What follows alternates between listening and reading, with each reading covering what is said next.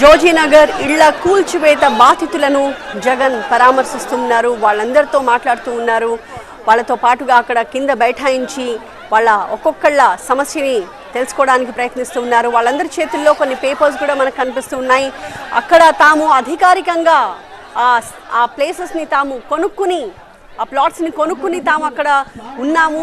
అయితే కొన్ని సంవత్సరాలుగా తాము నివసిస్తుంటే సడన్గా సొసైటీ వాళ్ళు ఆ భూములు తమవి అని చెప్పి కోర్టుకు వెళ్ళి వాళ్ళు తమ భూముల్ని తమవి కావు అంటూ లాక్కున్నారు. దీంతో ఒక్కసారిగా తామంతా రోడ్డున పడ్డాము. తమ కష్టాలు ఎవరు వింటారు? తాము ఎంతో కష్టపడి సంపాదించుకుని రూపాయి కూడబెట్టుకుని కట్టుకున్న ఇళ్ళన్నింటినీ ఒక్కసారిగా నేలమట్టం చేసేస్తే, వాటన్నిటిని కూల్చేస్తే తమకి ఎవరు దిక్కు, ఎవరికి చెప్పుకోవాలి అంటూ వాళ్ళంతా ఆవేదన వ్యక్తం చేసిన దృశ్యాలు కూడా మనందరికీ గుర్తే. ఈ నేపథ్యంలో కొంతమంది బాధితులు వెళ్ళి ఇటీవలే జగన్ని కూడా కలిశారు. జగన్ని కలిసి వాళ్ళ కష్టాలు చెప్పుకున్నారు. అయితే అసలు ఏం జరిగింది, ఎందుకు ఈ రకమైన ఒక స్టెప్ ప్రభుత్వం తీసుకుంది అన్న దాని గురించి డీటెయిల్స్ అన్నీ తెలుసుకోవడానికి నేరుగా అక్కడికి వస్తానని చెప్పి జగన్ చెప్పారు. దానికి తగ్గట్టుగానే ఇవాళ భవానీపురానికి వెళ్ళారు జగన్. ప్రస్తుతం అక్కడి నుంచి లైవ్ విజువల్స్ చూస్తూ ఉన్నాము.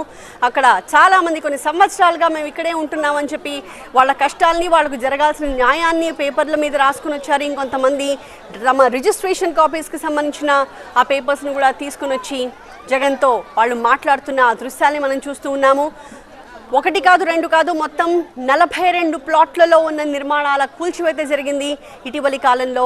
మొత్తం 2.4 ఎకరాల స్థలం విషయంలో కొన్నేళ్లుగా వివాదం నడుస్తూ వచ్చింది.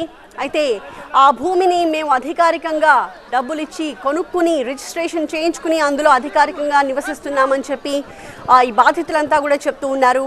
కానీ ఆ భూమి తమది అని చెప్పి లక్ష్మీరామ కోఆపరేటివ్ బిల్డింగ్ సొసైటీ సభ్యులు ఆరోపిస్తూ ఉన్నారు.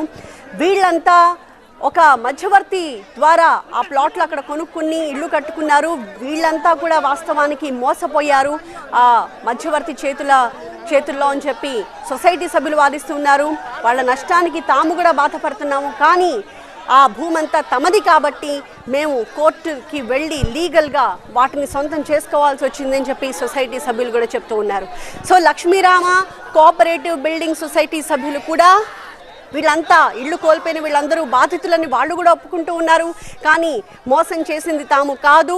వాళ్ళు ఎవరి దగ్గర నుంచి అయితే ఆ భూముల్ని కొనుక్కుని అక్కడ ఇళ్ళు కట్టుకున్నారో వాళ్ళ చేతుల్లో వీళ్ళు మోసపోయారని చెప్పి సొసైటీ సభ్యులు చెప్తూ వచ్చారు.